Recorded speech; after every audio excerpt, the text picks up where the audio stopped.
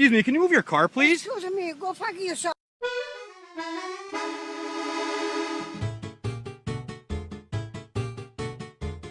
No! And you fail.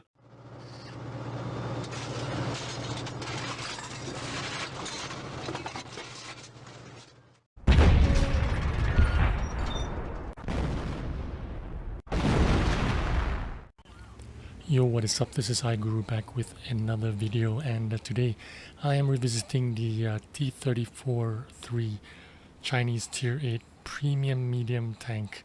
And I did a video about this tank a couple of weeks ago, and quite a number of people watched that video and seemed to like it. So I thought I'd do it proper justice by giving it a proper review instead of the reaction video that I did, where I played just the first two games ever in that tank and gave you a reaction. Now I didn't give it a very favorable review, to be honest, because I just didn't really have a good time in it.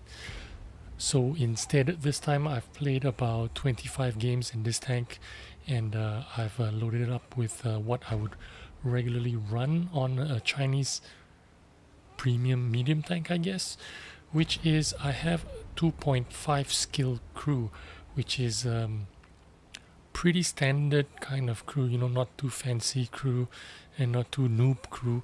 It is basically what kind of crew most people would have in their premium tank, something that they're training up, not like a 5 skill crew or something like that. So I've gone for a 2.5 skill crew, and I'm going to be running optics. This thing takes a large caliber gun rammer and a GLD, and I took a GLD instead of the vents because I felt that without 3, 4, 5 skill crew, I think I would do better with a quicker aim time using the GLD. And so let's talk a little bit about this tank. Basically, it is a Chinese heavy tank with a medium body. It's got the big gun that the WZ111 or the 112 has. I don't know the name of this gun. Let me try and figure out what's the name of this gun. I think it's a 122mm gun. I'm not sure if the WZ111 or the 112 has the same gun, but I'm pretty sure it's almost the same. It feels like the same because the dispersion and all that is just as crap as the 112 and the 111. Anyway, this gun does 390 damage. It has 2136 DPM, and just like the WZ111 and the 112, it has 175 penetration on the AP shells and 250 penetration on the heat shells. It does 390 damage and reloads in about 11 seconds with everything that I have here, which includes food. It has a 0.42 dispersion, which means it's not very good dispersion. It takes a long time to aim, to be exact 2.4 seconds, and that's with a GLD. It has a top speed of 50 kilometers an hour, but it sure doesn't feel like 50 kilometers an hour because it's very slow to pick up, and it can maintain that speed, but it just takes a long time to get there. Now this thing is not a snapshot machine, so you got to take your time aiming to get your sure shots. And with the loadout that I have now running food and optics, I have 434 view range, and this tank has 1300 health, which is fairly okay. Now this game you watch me playing right now, this is a typical winning game that you have in this tank. You're not exactly the hero, you're not exactly a light tank, you're not exactly a medium tank. You're kind of in between a medium tank and a heavy tank. You've got to put yourself out there and go forward, willing to trade your HP. Sniping from a distance is very seldom you get a chance to do this and do this successfully. So it's not very often that you get to snipe from a distance. In fact, even hitting your target is kind of like a bonus. So this is not your typical game, but it is a typical winning game. What I'm trying to say is you're not playing the hero in your winning games. It's not very often you play the hero and carry the game and do the most damage. But this is your typical winning game. You kind of do your best to support, shoot when you can, and try to get to the front as quickly as possible. So 2300 damage in this game and no spotting. That's the best I could do. Now this is another game, and this is a much better game that worked out for me. This is after 25 games, and you don't get a lot of these kind of games. So this is an opportunity where the T-34-3 can play a heavy tank position. So I have enough speed to get to the front lines without taking any kind of damage or without hurting myself or getting crossfire from the enemy base, where it happens a lot if you're driving a Miles or a Type 5, something really slow. You can get yourself hurt. But with the kind of speed that I can get, I can run into this position. That guy just killed himself there for nothing. But anyway, I managed to get up here quickly, and it's not often you get to do this, but you get an opportunity to play like a heavy. You have to take that opportunity, because that's what this tank is kind of good for. And I get a chance to shoot the T-49 there. Nice shot. Now there's artillery in this game, so I need to get into cover and get into safety. Now remember, even though you have the opportunity to pretend to be a heavy tank, you can't exactly be a heavy tank. You have to find the balance there. This is the opportunity for me to bounce a shot and dish out a shot onto the lower plate of the low. What's this guy doing, pushing me on Suka Pliet?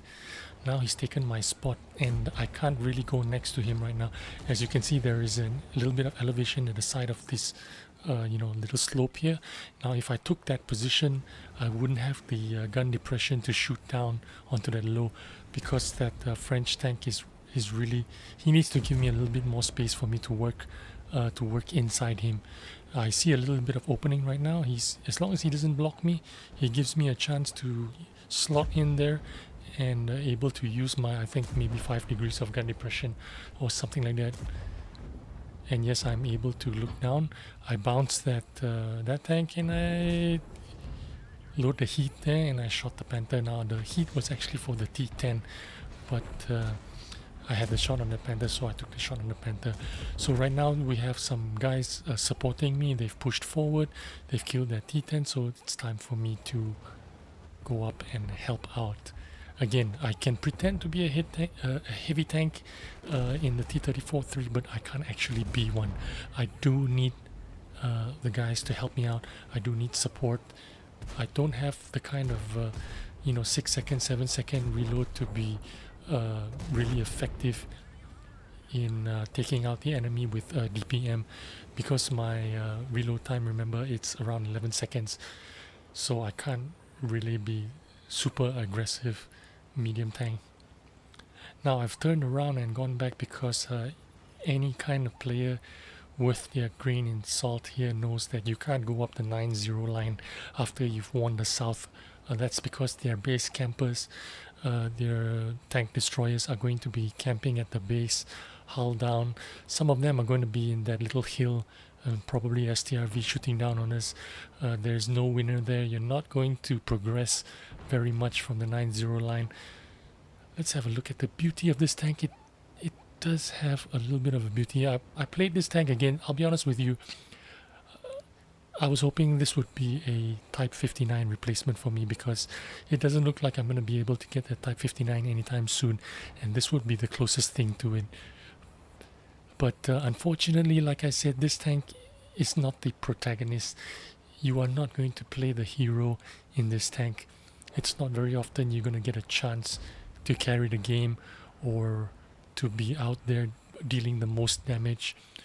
Or I get a chance to bounce. Now I've bounced 3 shots in this tank, I think, and I managed to pen that shot through the side of that E4, which doesn't happen very often. I had to take my chances there, and I'm glad I did go through his armor. The aim time is such a long time, 2.4 seconds. Takes forever to aim, and the aim time is going to deny me of a kill here. I'm going to try and get a shot onto that E4. He's going to show me the side of his turret, but before I can get that sure shot, someone else says I couldn't snapshot there. but what to do? It is what it is. And right now I'm going to creep up to the enemy base, and I catch the TD facing the other way, and I manage to land a shot on him. Now before he can turn around and shoot me, because he needs time to get into his siege mode and shoot me, and before he can do that, I finish him off. And there's only 2 or 3 guys left, so basically this game is already won. I'm just trying to do as much damage as I can, so I'm just gonna push forward and try to get the last couple of shots on these guys. I thought I had a shot there, but unfortunately I wasted too much time. But I do manage to get a kill shot on the Rheinmetall Borsig, and I believe I'm gonna get the kill shot on the artillery. Sky Cancer Scumbag. What can I say? That was a very good game for me. 11 shots fired, 10 shots hit, and 10 shots spent. 3,356 damage for me, and I'm even blocked 600 damage. So that is a really good game, considering all things considered. You know, I've got 61% win rate in this tank with over 25 games played.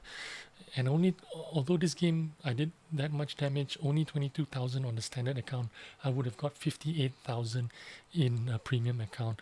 To be honest with you, if you were going to play this tank, you might as well get a WZ 111 or a 112. How many high tier medium tanks you're going to play anyway? It's better you train your crew in the 113 or the 5A with a WZ 111 or a 112. I hope you enjoyed this video and give you a little bit more insight into this medium tank. I'll see you again in the next video. Thanks and bye.